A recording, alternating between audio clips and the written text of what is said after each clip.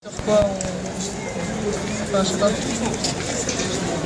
Attends, je te donne le micro parce que... Et attention, parce qu'au vivant, là, il va y avoir un débat, qu'est-ce qui est vivant, qu'est-ce qui n'est pas vivant. On pourra faire le débat sur ce qui est vivant et pas vivant, alors vraiment c'est intéressant. Là, la liste que tu disais, en partant de la planète Terre, ça nous amène à la vie sur Terre, donc notre histoire, là, ce qui nous concerne au premier chef. Chef, c'est des histoires qui concernent beaucoup du debout et le mouvement citoyen qui est en route. Est-ce qu'on veut des chefs ou pas? Et est-ce que ça a un rapport avec ce que vous avez appelé environnement? Oui, parce que pour moi, on est un peu comme les neurones de la planète Gaïa.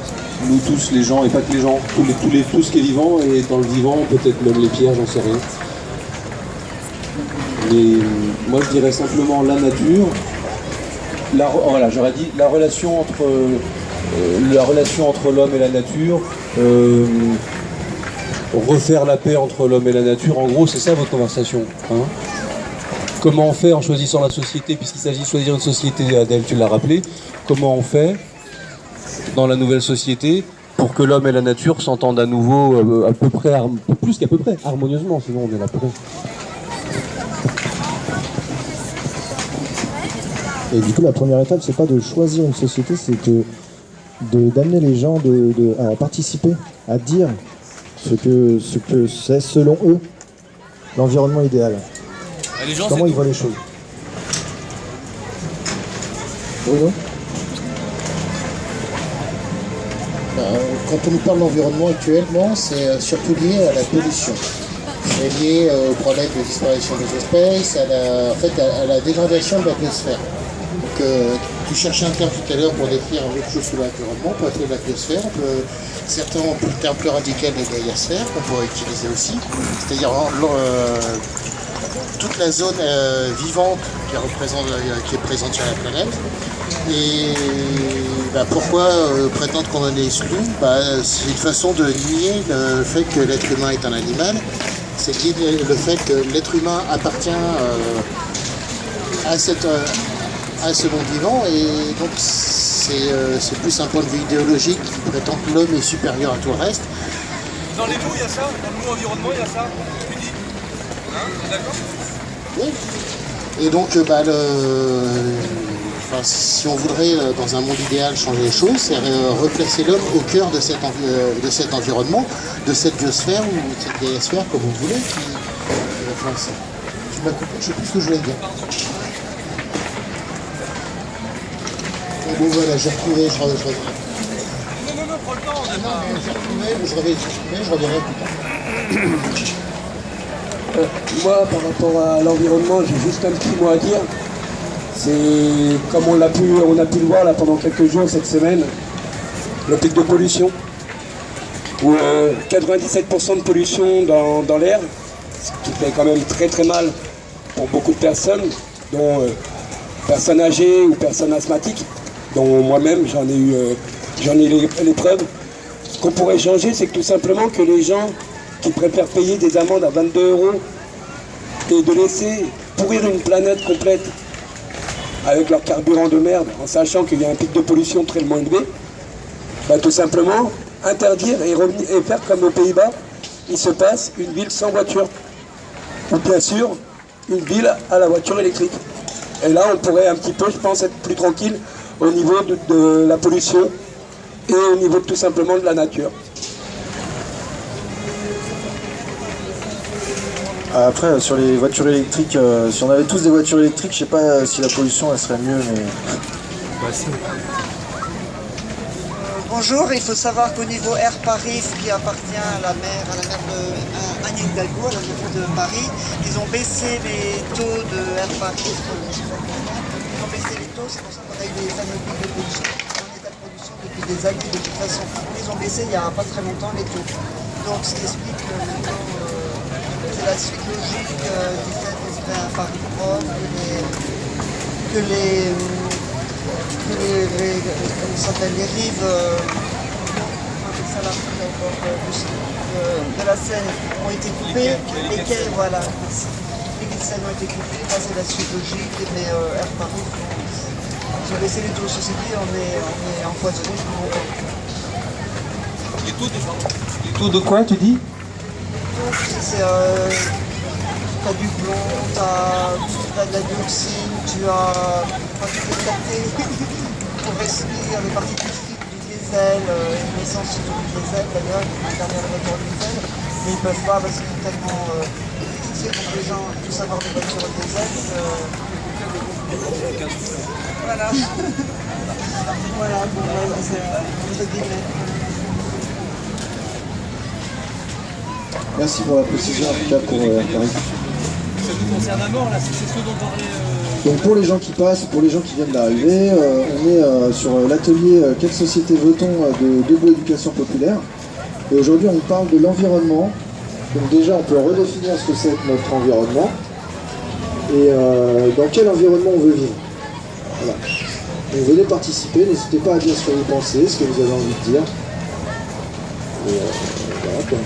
Ne soyez pas timide, vous pouvez avancer vers nous. Ne vous inquiétez pas.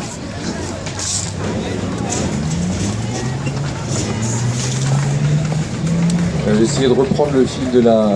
parce que Seb a parlé de la pollution, que ça nous concerne là en ce moment même à l'heure où on respire, et qui nous donnait des infos politiques. Et il y a la question donc de la mesure de la pollution, atmosphérique notamment, de l'air qu'on respire. Moi, pour être très concret sur la place de la République, je rêve depuis le 31 mars, enfin plutôt depuis quelques jours après, parce que je n'avais pas compris tout de suite ce qui se passait.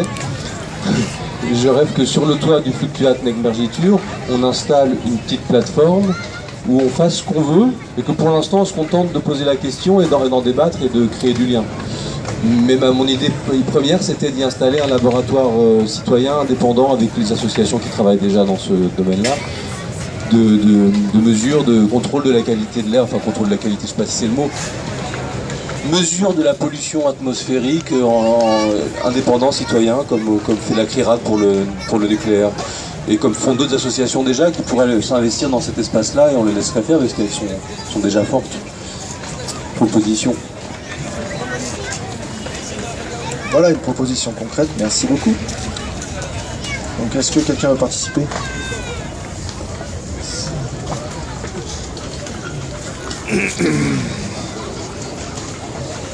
Oui. Oui, parce que tout à l'heure Camille a dit qu'il faut remettre l'homme au centre de l'environnement, et je pense que justement il faudrait remettre l'homme pas au centre, parce qu'il est un petit peu trop au centre, le mettre à sa juste place, c'est-à-dire un pion parmi d'autres dans tout le système terrestre et même solaire, et allons jusqu'à l'univers si on veut. Et donc du coup repenser un petit peu, essayer en fait au maximum d'aller vers l'effacement de l'empreinte de l'homme. Donc là c'est une idée très large que je dis, et donc il faudrait des propositions très concrètes dans la société idéale pour le faire. Et donc je pense déjà par exemple pour tout ce qui est rivière, parce que du coup tout à l'heure j'ai parlé de la terre, mais en fait on vient de dire l'air, mais il y a aussi l'eau, enfin voilà tous ces éléments là. Donc il y a tous les sous-sols qu'il faudrait essayer de laisser se construire, se reconstruire même, j'ai envie de dire, tout seul, sans essayer une nouvelle technique pour améliorer ce qu'on a détruit avant, donc rajouter de la technique pour limiter notre empreinte, mais qui en fait ne fera que empirer les choses. De la même façon pour l'air, au niveau de la pollution, on se dit oui, mais du coup on va recréer des trucs qui va limiter la pollution, mais on ne sait pas quel impact ce qu'on va recréer va produire derrière. Donc moi je suis plutôt pour faire un peu confiance, on se fait arracher nos affiches, faire un peu confiance, faire un peu confiance à justement le fonctionnement, non pas de l'humain, mais de l'environnement lui-même, pour se reconstruire en essayant de retirer au maximum tous les déchets qu'on a pu produire, en produire le moins possible, et essayer de voir comment la nature fonctionne déjà elle-même, non pas pour la reproduire chimiquement, mais plutôt pour la respecter et essayer au maximum qu'elle prenne sa place. C'est pas extrêmement concret, j'en ai bien conscience. Pour te répondre directement, en fait, si, c'est très concret, puisque c'est déjà tout un tas de solutions non technologiques. La science nous a prouvé que la nature disposait d'elle-même de solutions pour dépolluer l'air, pour dépolluer l'eau, pour dépolluer le sol, parfois même de manière assez spectaculaire. Et c'est ce qu'on appelle la phytorémédiation. Et l'idée, c'est que, comme tu l'as dit, c'est de aller à laisser faire la nature, redécouvrir qu'un biotope, c'est tout un équilibre entre différents éléments du vivant, qu'ils soient animal, végétal, protéide ou autre, et plutôt que chercher toujours une solution plus technologique, quitte à arriver avec l'air en bouteille, on peut utiliser les plantes, on peut utiliser les bactéries, on peut utiliser les champignons. Ouais, merci.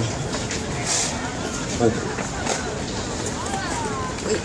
alors je rebondis juste sur le fait que laisser faire la nature, le problème c'est qu'il y a des zones où en fait la nature est complètement détruite, enfin des zones mortes, considérées comme mortes, que ce soit dans le milieu marin, voire aussi milieu terrestre, où il y a des zones qui n'ont pas la capacité de reprendre toutes seules en fait. Et j'ai vu il n'y a pas très longtemps un documentaire de Wim Wenders sur Sebastião Salgado, qui s'appelle Le sel de la terre, qui est très très beau. Et effectivement, Sebastião Salgado, il vit au Brésil. Enfin, ses parents avaient une ferme au Brésil qui était qui est devenue une zone complètement aride, alors que c'était une forêt à la base. Et qu'en fait, c'est devenu de plus en plus aride, donc il n'y avait plus d'animaux, il n'y avait plus d'eau, etc. Et ils ont replanté 2 millions d'arbres et ils ont redonné vie à la terre. Là-bas. Ils ont vraiment, du coup, en plantant ces 2 millions d'arbres, les animaux sont revenus, l'eau est revenue. Donc là, c'est une intervention de l'homme pour... Mais il y a des zones où la nature, elle pourra pas... le problème, c'est qu'à un moment donné, il faut aussi... il y a des endroits où il faut agir pour redonner vie à la terre, quoi. Et la permaculture, notamment avec Pierre Rabhi en Afrique, etc., il y a plein d'expériences... agricole qui fonctionne pour pouvoir justement redonner vie à la terre. Moi je suis d'accord avec ce que tu dis, mais par contre, quand l'homme dit cet endroit de la terre est mort, c'est sa vision des choses, c'est parce que ça lui correspond plus à lui en fait. Parce qu'en fait il y a des choses qui disent quand même, pas forcément qui nous intéressent pas forcément. Vous voyez ce que je veux dire? Moi je pense que la nature elle se refera toute seule, tu lui laisses le temps, elle se refera toute seule. Mais c'est que nous, on en a besoin en fait. C'est ça. Faut qu'on puisse l'utiliser pour nous. T'as perçu mon geste, on est trois à la disputer la parole. Pas à la disputer justement, mais à la désirer, ou à en avoir besoin. Ou avoir une info, c'est un peu la même chose. Comme du coup je l'ai avant Bruno et Sébastien, j'ai noté des mots qui sont passés. Phytoremédiation. Je connaissais pas ou pas assez pour que ça me soit familier, du coup je vais m'en souvenir. Phytoremédiation, et tu vas pouvoir bien nous en dire beaucoup là-dessus. Agroécologie, Pierre Rabhi, agroécologie. Moi j'ajoute agriculture forestière, cultiver avec les arbres, c'est dans l'agroécologie, même si c'est pas le cheval de bataille de Pierre. Lui, Pierre Rabhi, son expertise, elle est dans la refertilisation des sols subsahariens par des simples méthode pas du tout technologique, au contraire de récupération de l'eau de pluie qu'il y a, parce qu'il y en a quand même un petit peu dans l'année. La même chose qu'en Ardèche en gros. Et pour te répondre à toi, que je veux toujours appeler Adrien, Jérôme, vous parliez pas de la même chose, c'est pour ça que j'ai levé la main.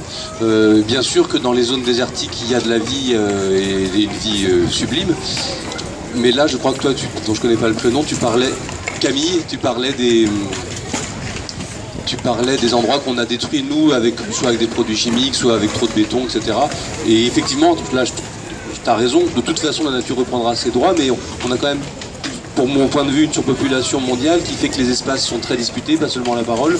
D'ailleurs, la parole est de plus en plus disputée parce que l'espace va être de plus en plus disputé. J'ai fini. Oui, non, mais je suis d'accord. Oui, il y a Ulysse qui voulait parler en fait avant. Je vais lui passer la parole. Bon, bonjour. Alors, puisqu'on est dans l'ordre des mots, je commence par substantif, où je vois que l'écologie et l'économie se conjuguent, c'est la même chose. Si on pense à la corruption de l'ambiance et la corruption de l'économie, c'est à peu près le même principe.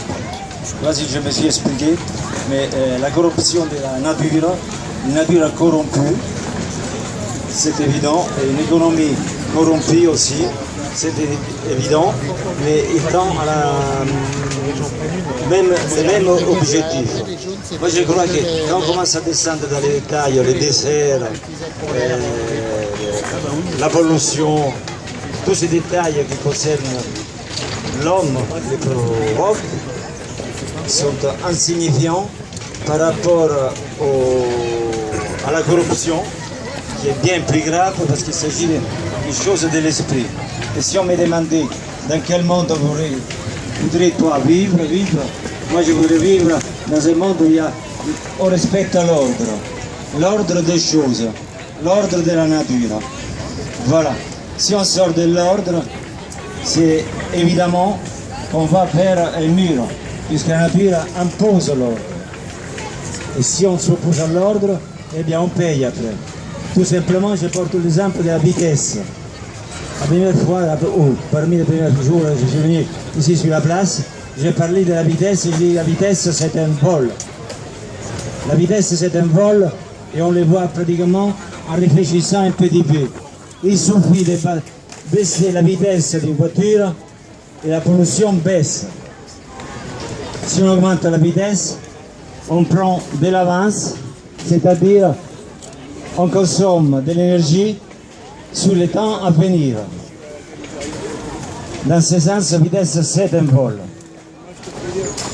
Là, ils se battent avec les jours alternés, c'est ridicule. Ridicule. La pollution est dans le ciel depuis des années. Je me souviens dans une promenade, une randonnée plutôt. On traversait les Alpes à 20 km par jour à pied. On avait le temps de s'allonger et regarder. Et dans le ciel à l'époque, je voyais des petits points noirs qui se baladaient à droite et à gauche. C'est trop tard. L'alternance, qu'est-ce que c'est? Rien de cela. La solution serait de baisser la vitesse. Et baisser la vitesse sur la route, c'est baisser la vitesse dans le comportement. C'est-à-dire, c'est renoncer à la compétition. Et là encore, l'écologie et l'économie, la compétition et la concurrence. Toutes des fausses idées de la pollution spirituelle, intellectuelle et autres. Et là, je rends la parole parce que je vois qu'il y en a d'autres qui veulent parler. Mais si on m'invite, je les parlerai. S'il y a des gens après qui veulent débattre avec moi personnellement, je les ferai volontiers. Merci beaucoup de votre écoute. Merci Ulysse, n'hésitez pas à aller le voir. Il sera très content de parler avec vous. Donc, qui veut continuer sur l'environnement? Ouais, je sais pas si je vais faire avancer le truc, mais en fait, c'était juste sur l'idée de... On a pas mal entendu de laisser faire la nature. En fait, pour moi, je sais pas, pour moi, je sens qu'il y a une espèce de tromperie là-dedans, parce qu'en fait, laisser faire la nature, pour moi, si on veut vraiment laisser faire la nature totalement, on se retrouve chasseur-cueilleur, parce que forcément, qu'on va agir sur la nature. Tu plantes un pied de tomate, tu défais l'ordre, que tu dis par exemple. C'est toi qui imposes cet ordre. C'est toi qui sèmes cette graine ici. Enfin, je veux dire, c'est pas là et là où tu as bien agi, au moins, tu as déjà agi, quoi. C'est toi déjà qui as décidé qu'elle allait pousser ici. Donc à partir de ce moment-là, après, oui, il y a toute une technique où on va faire comme la nature ferait, mais tu as quand même déjà décidé que c'est là, tu as décidé de ce que tu veux. Enfin, pour moi, il y a une tromperie, on ne peut pas laisser faire la nature à 100%, mais du coup, c'était juste pour dire que du coup, je pense qu'il faut qu'on soit conscient de ça, que dans tous les cas, on devra agir dessus. Enfin, je sais pas.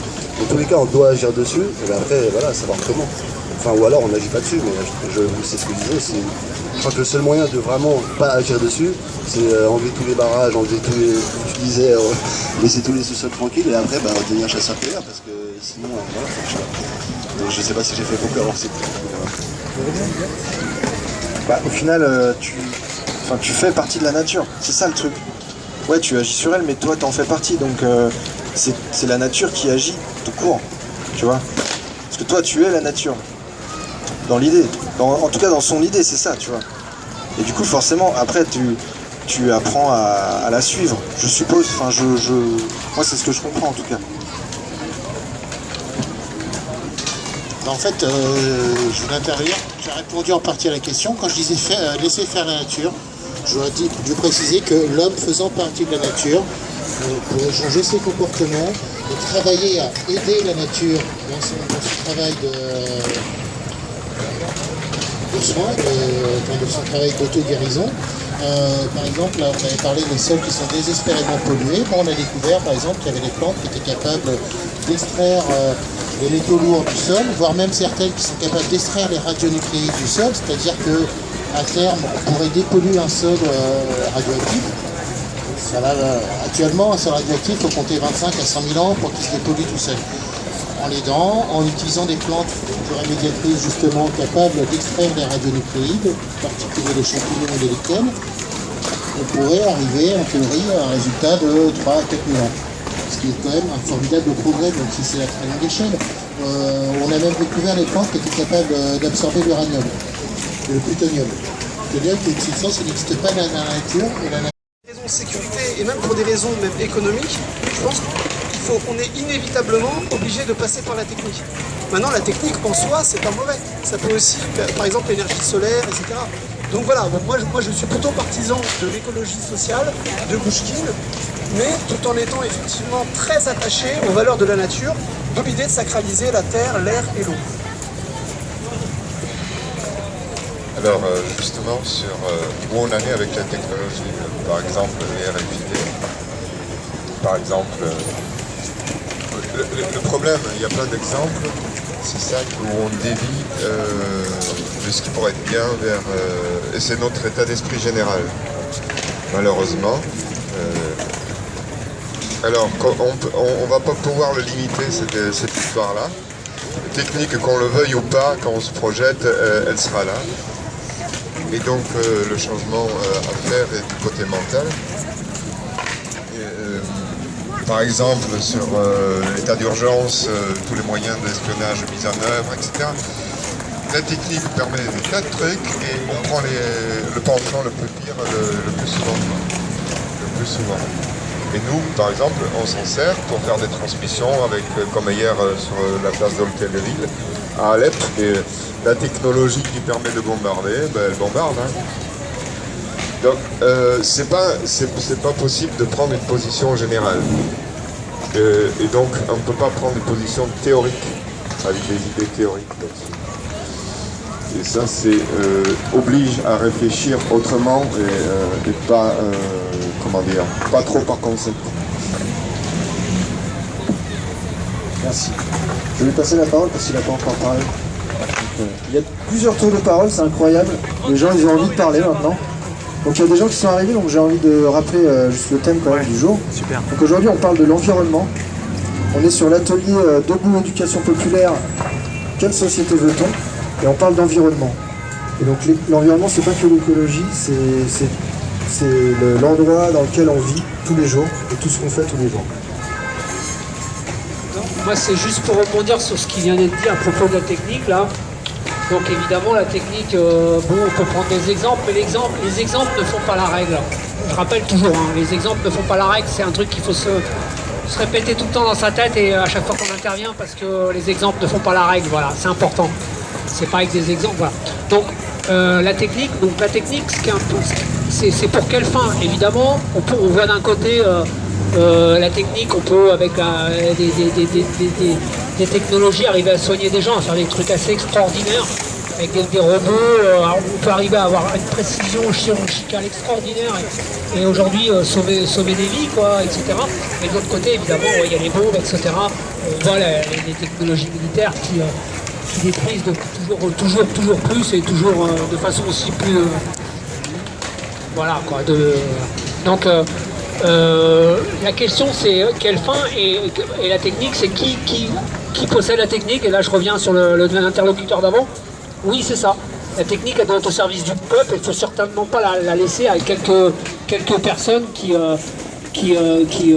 utilisent la technique simplement pour gagner de l'argent et qu'en veulent toujours plus. Voilà, la petite minorité qui nous gouverne, la petite oligarchie plutocratique, la petite minorité de riches qui nous gouverne et qui nous emmène dans des guerres pour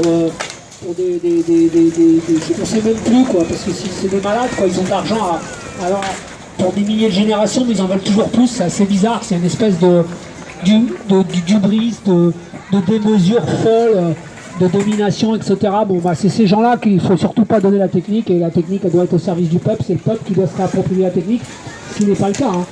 Là, ce qu'on voit, c'est que c'est une minorité de riches qui détient la technique, et c'est ça qui est grave, quoi, et de plus en plus, quoi. Et plus on privatise, et plus on empêche, voilà, plus on privatise, et plus c'est des privés qui détiennent la technique, et voilà, c'est grave. voilà, la technique, elle doit être au service du peuple, comme tout ce qui est technique pour la santé, etc. Voilà, c'est juste pour rebondir sa technique. Je suis peut-être un peu sorti de la question de l'environnement. Voilà, c'était juste pour rebondir sur ce que les gens venaient de dire avant. Non, comme j'ai dit, hein, l'environnement, c'est vraiment, voilà, justement, je trouve ça intéressant ton témoignage parce que c'est l'environnement dans lequel on vit tous les jours. Donc toi, tu as envie d'un environnement où la technique, les progrès technologiques sont au service du peuple. En gros, c'est ça. Ouais. Alors je profite qu'Adèle est revenue parce que du coup, à partir de là, de ton retour, ce qu'on dit est susceptible d'être retenu contre nous parce que tu notes, non? Donc, non mais parce que pendant que tu étais parti, il y avait un débat, un moment vachement intéressant. Hein? Ah pardon. En tout cas, sur l'empreinte écologique, il y a des choses. Là, je voudrais redire ce que disent des gens très mainstream, très grand public, des gens de la télé comme Nicolas Hulot, c'est lui qui formule assez bien. Il dit il y a des choses où on doit décroître et des choses où on doit croître. Ça ne veut pas dire que je suis Nicolas Hulotiste, moi, loin de là, mais si Marine Le Pen dit un truc juste, ça ne me fait pas peur de le reconnaître, y compris Nicolas Hulot. Donc il y a des choses qui doivent décroître dans nos consommations, dans nos usages habituels, dans notre mode de vie, et puis des choses qui peuvent croître et même qui doivent croître. Par exemple, les plantes phytoréparatrices de Bruno, leur usage doit croître, et si c'est par le commerce, bah, du coup ça sera une croissance du commerce des plantes phytoréparatrices, et si on sortait du commerce, ce serait encore mieux, mais là on rentre dans le rêve à plus que 5 ans, quoi. Le rêve de long terme. Je rappelle que tout le monde peut prendre la parole, même ceux qui sont éloignés du micro, ils font un petit signe. Allez-y, madame. Donc, pour revenir à peu près ce que tout le monde va dire, moi j'ai 46 ans, je suis par ma mère du Nord.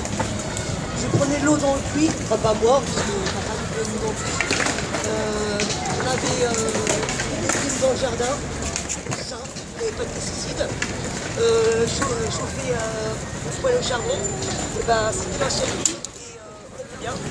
La technologie, on a besoin de monsieur pour médecine par exemple, on voit deux choses. Et quand on voit les enfants qui passent pour les portables, les machins, je fais un petit peu de débile, le téléphone c'est débile. On a même une société qui s'en sert pour faire des trucs de plus en plus soi-disant mieux. Mais les gosses sont plus sur leur portable, ils savent même plus écrire le français. Et je suis pas française de souche, je suis moitié algérienne, moitié française. Et le français s'est perdu. Et je sais pas, il y a des choses, si on n'a pas d'agriculteurs, si on n'a pas les choses simples de la vie, on perd tout, Je sais pas comment expliquer ça. Technologie, oui, après technologie pour le pognon, voilà, c'est le résumisme. Et l'agriculture, on en a besoin. Si on mange plus des choses saines, moi j'ai pas envie de manger de la gastro avec de la buée ou je sais pas quoi, ça m'intéresse pas. Moi j'ai de la bonne bouffe. Je suis pas algérienne, mais je mange du porc et puis je préfère une bonne beauté lorraine, c'est mieux. Merci pour votre témoignage.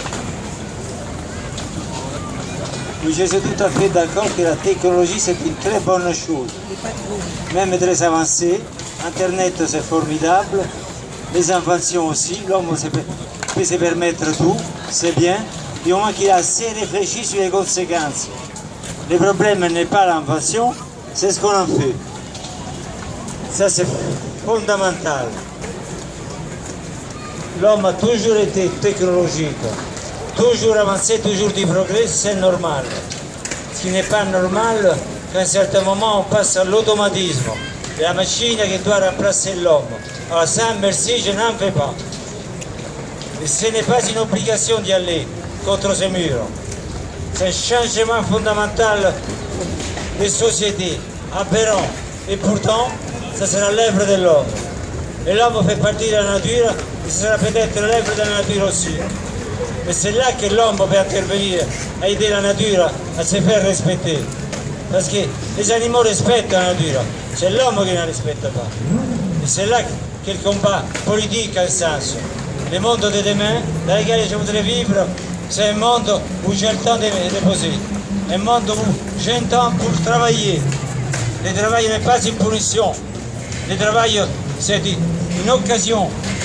C'est un bien-être, c'est un bonheur. C'est par le travail que l'homme a appris à vivre, a appris à penser, a appris le langage. Voilà. Et puis continuer à apprendre. Il y a un monde entier, un univers immense à découvrir. Et l'homme doit les découvrir. Mais pour les découvrir, il enlève les pains de la bouche des autres.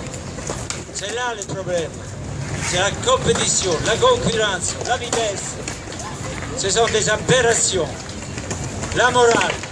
Voilà. Alors j'en parle pas parce qu'on m'a dit que je dois parler de certaines choses et pas d'autres. Mais je reviens au principe. Ces mots, cet adjectif horrible, amoral, avant 1885 n'existait pas. Les philosophes, sans le savoir, un certain Goro, quelque chose comme ça, vous le trouverez sur Wikipédia, et je n'ai pas félicitations, a sorti ces mots, et ces mots ont eu un succès énorme. Oui, oui. Justement, ça en avait eu plusieurs. En 1925, il y a eu un congrès qui a condamné ces mots. Amoral n'existe pas, c'est moral ou immoral. Et l'ordre de la nature, c'est moral. Je sais que je parle trop. Calec. Voilà, alors Calec me dit d'arrêter, j'arrête. Je t'ai pas interdit de parler de certaines choses, Ulysse, c'est juste que je sais que quand tu commences à parler d'un sujet, tu t'arrêtes plus. Et du coup, nous, on veut faire circuler la parole. Il y a quelqu'un qui n'a pas encore parlé, du coup, je donne la parole direct. Merci, bonjour. Déjà, par avance, je ne suis pas un bon orateur, donc je prie de vouloir m'en excuser. Mais simplement, je m'interroge. C'est vrai que je dévie un petit peu, parce qu'on parlait tout à l'heure de technologie, mais aussi ça se lie à l'environnement dans lequel on peut vivre, parce que la technologie est censée être au service de l'homme et de l'environnement. On voit que certaines personnes s'interrogent sur le fait que la technologie, les avancées technologiques puissent libérer l'homme du travail. On voit justement que certains emplois sont libérés au profit, grâce aux nouvelles technologies, comme ce dont on commence à parler avec Amazon qui ouvre des supermarchés sans caissière, comme certains emplois qui sont remplacés par la robotique depuis des années, et donc certains s'interrogent sur les possibilités que l'homme s'exemple du travail tout simplement, et soit grâce à la technologie n'ait plus à travailler demain, mais justement ça pourrait permettre à l'homme de se préoccuper plus de soi et de son environnement également. Donc j'ai pas peur moi des inventions et de la technologie, je m'interroge sur les capacités qu'elle a à nous aider justement à nous libérer du travail. Alors certains se complaisent dans le travail, pour moi le travail je l'aime également, mais finalement le travail c'est du labeur, et le terme travail à la base c'est de l'esclavage. À la base le travail c'était pour définir le fait que c'était une torture de l'homme. Donc certains se complaisent dans leur travail, moi je l'aime mon travail, mais je ne serais pas contre que justement la technologie puisse m'en libérer pour me préoccuper de moi, des miens, et puis également de mon environnement, au terme large. Voilà, c'était juste ça. Raisonnement très intéressant, mais du coup, toutes les machines qu'on va fabriquer pour arrêter de travailler, il faudrait qu'on les construise sans aucun gâchis, sans aucune pollution. Et ça aujourd'hui, à mon sens, on n'est pas capable de le faire aujourd'hui. Vu ce qu'on fait. Alors, il y a plusieurs tours de parole. Alors, ça vous dérange pas si je fais parler quelqu'un qui n'a pas encore parlé? Vous avez. Alors, excusez-moi. Ouais, mais je préfère quand même faire parler ceux qui n'ont pas parlé en priorité. Merci. Je ne suis pas non plus je suis pas du tout orateur. Pour moi, l'environnement, ça se résume à ça. Bon, l'environnement, c'est un milieu qui permet à un groupe de personnes de vivre de manière autonome et dignement et dans une certaine autonomie, mais sans exercer de prédation évidemment sur des environnements qui sont à côté. Donc le problème de la technologie se pose d'emblée.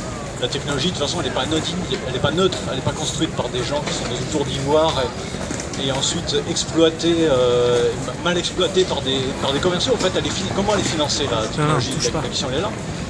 Pourquoi elle est telle qu'elle existe aujourd'hui? C'est parce qu'elle a pris une orientation qui est mauvaise. Enfin, voilà. Je ne sais pas si je vais vous en dire plus. Je ne vais pas m'engager sur le terme du néocolonialisme, mais nos tablettes, nos technologies, elles ne vivent que parce qu'on fait travailler. Non seulement on épuise des ressources dans les pays du tiers-monde, mais on fait travailler des gens dans des conditions innommables. C'est ça la technologie. C'est une vraie technologie. Là pour le coup, il faut ralentir. Il faut forcément ralentir. La bonne technologie, c'est une technologie que chacun de nous est capable d'inventer. d'une certaine manière. La technologie, c'est celle dont chacun est capable de saisir pour l'utiliser à son profit. Il faut relire Ivan Illich, quoi, enfin, pour ceux qui connaissent.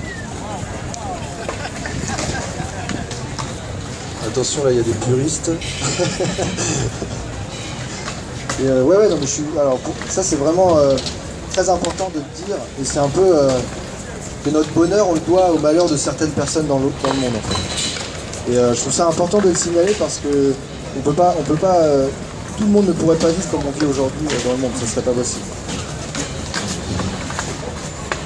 Oui, c'est ce que précisément je voulais ajouter là-dessus, c'est-à-dire que j'imagine volontiers que c'est une des petites blagues qui circulent et qui font marcher pas mal de globlos et qui permettront à certains de pouvoir s'enrichir au passage. En un mot, les robots, ça ne sera pas pour tout le monde. Et il y a toujours des enfants qui, au Népal, vont chercher à corps nu, avec leurs petites mains, dans des boyaux qui leur tombent dessus à l'occasion, qui les écrasent, pour trouver du minerai, sans pouvoir employer des techniques que nous connaissons de l'ingénierie des mines depuis 120 ans, pour pas dire depuis 200 ans. Donc voilà, donc c'est-à-dire que pour 7 milliards d'individus, non, il n'y aura pas, en exploitant les ressources, en exploitant voilà, les moyens, non, le calcul il est mauvais, il ne possédera pas tout le monde. Donc c'est la même histoire que dans les années 60 en disant qu'il suffira d'appuyer sur un bouton et en fait voilà, la machine elle va faire la place. Non, il y aura encore pas mal d'esclaves qui feront les choses ingrates pour que peut-être une petite partie puisse avoir son petit robot qui lui accomplit des choses qui ne sont pas utiles et qui l'empêche de connaître ce fameux goût du travail, parce que le travail n'est pas que l'esclavagisme, n'est pas que ça, le travail c'est aussi très bien pour participer à la transformation du monde. Et disant ça, ça fait pas mal de fois que ça me chatouille sur le mot technique ou technologie. Technologie, c'était simplement l'étude des techniques. Donc évidemment, on a réinventé un mot pour donner un coup de modernité. Donc on dit technologie nouvelle, histoire de faire encore plus pléonasme. Et en fait, un oiseau lui-même, il a une technique pour faire un nid. Donc il n'y a pas de quoi être fâché avec la technique. La technique, c'est simplement le degré juste après l'outil. Donc on confond tout le temps ces éléments-là. L'outil, c'est juste l'objet qu'on a inventé. Voilà. La façon de l'employer, c'est la technique. Un peu au-dessus, quand on réfléchit à tiens, est-ce qu'il faut prendre cette technique ou une autre, on est à la méthode. Et enfin, quand on se dit plutôt cette méthode ou une autre, alors on est en la méthodologie. Mais même jusqu'en fac, on confond un outil et une méthodologie. Donc, c'est ainsi. Voilà, tout simplement. Et autre chose pour l'ordre ou la nature, etc. Bon, faut juste voir un opossum se faire défoncer par son prédateur, ou etc. Non, nous coexistons avec nos petites bactéries, nos virus, etc. Nos champignons qui bouffent ce qu'ils ont à bouffer, etc. Ce qui est très amusant même pour l'environnement, de placer l'homme ou pas au centre, c'est une illusion aussi de l'homme, de penser qu'il est tellement important que lui va protéger la nature, mais la nature par ailleurs s'en fout, elle a des solutions. Elle aura des solutions, elle a eu des solutions, ils étaient là avant nous, certains seront là après nous, tous ceux qu'on n'aura pas démolis seront là après nous, et même si on bouffait du méthane plein la gueule, il y a de toute façon des petites bactéries qui savent vivre avec le méthane. Nous, on ne sait pas le faire. Voilà. Donc, il y a des choses qui seront placées. La force de la vie, elle invente, elle va dans toutes les directions, en concurrence aussi. Et pour remettre un petit coup pour l'homme, en fait, oui, mais nous, en dehors des égoïsmes, en dehors de la cupidité, en dehors de tout ça, nous sommes aussi capables d'empathie, nous sommes capables de ces discours, nous sommes capables de cette conscience de l'autre, de ci, de ça, enfin, il y a aussi ça. Donc, tout ça pour rebouger le débat à l'envers, c'est-à-dire c'est pas juste la nature et puis l'homme qui protège la nature, c'est lui qui a intérêt à faire gaffe à ce qui va lui retomber sur la gueule à lui. Parce que la vie, elle a tout le temps utilisé des solutions. Voilà. Non, mais c'est très juste et c'est vrai qu'on entend souvent l'homme est en train de tuer la planète, mais c'est pas. Enfin, la planète elle s'en fout de nous, hein, tu as tout à fait raison de le dire. Alors il y avait des tours de parole, donc il y avait vous deux, il y avait toi et donc ce sera toi après.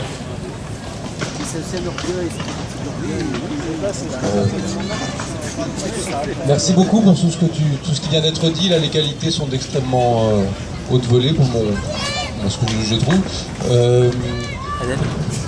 Je sais que je donne la parole, mais je sais plus, j'ai plus l'ordre des idées en tête. J'essaie de suivre le fil de l'atelier du POP. Vous avez employé le mot environnement. Donc environnement, c'est aussi l'environnement social. Ou pas dans l'atelier du POP en tout cas. On voit que la nature, la préservation de la nature ou la vie en harmonie avec la nature, en tout cas la société qu'on veut et le rapport à la nature qu'on veut dans l'avenir et même tout de suite si possible. Enfin, moi on est quelques-uns à avoir quand même commencé, heureusement. Ça va concerner les lois qui régissent l'économie. Puisque c'est parce qu'on veut faire du profit, que ce soit sur la technologie ou sur la nature elle-même en l'utilisant d'une manière ou d'une autre, c'est parce qu'on fait du profit dessus. C'est con, hein, c'est vraiment vieux comme vient de siècle, cette histoire de interdire ou pas le profit, réguler le profit, autoriser quel type de profit. C'est difficile de se mettre d'accord dessus. Moi personnellement, je suis plutôt pour le scruter clairement, comme ça c'est simple. Mais je sais qu'il n'y a pas encore grand monde qui est prêt. Tout le monde sait que c'est ce qu'il faut faire, mais il n'y a pas grand monde qui est prêt à en avoir, ne serait-ce que l'imaginaire, le courage. Donc du coup, l'empreinte écologique, on touche à la réglementation sur le profit, et l'empreinte écologique, elle suit, quoi. C'est corrélé comme courbe.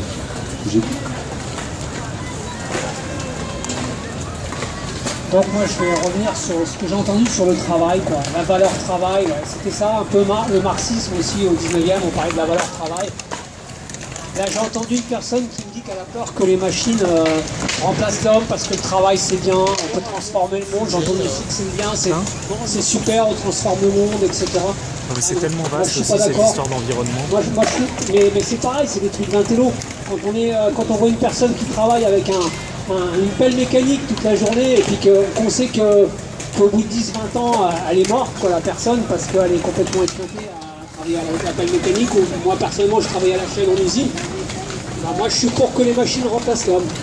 Parce que là au moins, moi j'ai vu des espèces de robots qui sur la route là, qui remplacent l'homme avec la pelle mécanique. Je trouve ça génial, quoi. Mais je trouve ça vraiment génial, quoi. Voilà. Il y a plein de machines comme ça qui peuvent permettre l'extraction, etc., etc. Voilà. Le problème il n'est pas là. Le problème il n'est pas le travail c'est bien, machin, nanana, mais non. On peut diminuer le travail, justement au contraire. Le travail, non, moi je suis pas pour la valeur travail. Le problème c'est le partage après. C'est que si on remplace l'homme par des machines, et ben le problème c'est qu'après il faut que le temps de travail soit partagé, qu'il n'y ait pas des gens qui se retrouvent à la rue comme c'est le cas maintenant, et qu'il y ait d'autres gens qui profitent, quoi, c'est ça. Le problème, j'y reviens, le problème il est que la technologie, elle doit être au service du peuple, pas au service d'intérêts privés, voilà. Parce que quand elle est au service d'intérêts privés, ben voilà, on est dans le monde, c'est le monde dans lequel on est, avec des gens qui vont travailler dans des mines, qui risquent des gamins, ou qui vont récupérer le coltan, ou des guerres, ou je ne sais quoi, pour du coltan, ou pour je ne sais quoi. Voilà, parce que ça c'est au service d'intérêts privés. Ou alors on a une technologie avec une obsolescence programmée, une consommation. Alors là oui, on détruit la Terre, ouais. Avec une obsolescence programmée, on n'arrête pas de consommer parce qu'on fait des choses qui ne sont pas faites pour durer, parce qu'il faut justement que les gens travaillent. Mais non, ça c'est des conneries. Voilà, tout ça c'est des bêtises. On n'a pas. Le travail, c'est la valeur travail qu'il faut réfléchir. On n'a pas besoin de travailler. Évidemment, la personne qui est intellectuelle, machin, ou qui est dans son boulot, ok. Mais moi, je parle de la plupart des travaux de production, etc. Bah non, c'est pas indispensable si des machines peuvent remplacer tous les travaux pénibles pour les hommes. Après, le truc, c'est de partager. Voilà. C'est de partager, c'est qu'il n'y ait pas des gens qui se retrouvent à la rue.